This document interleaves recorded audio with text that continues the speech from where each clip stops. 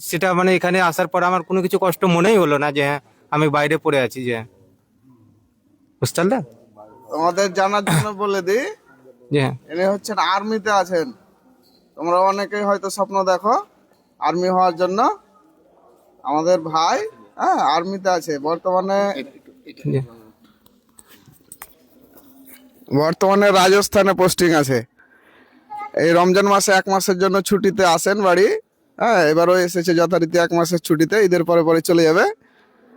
তো যাই হোক, তোমাদের ভালোবাসার জন্য আমি তো আগে থেকে তোমাদের প্রতিষ্ঠানের সদস্য আছি, ওনাকে বলেছিলাম এবং অন্যান্য যারা আছে তারাও বলেছিল, যে কারণে তোমাদের সাথে দেখা করতে এসছে।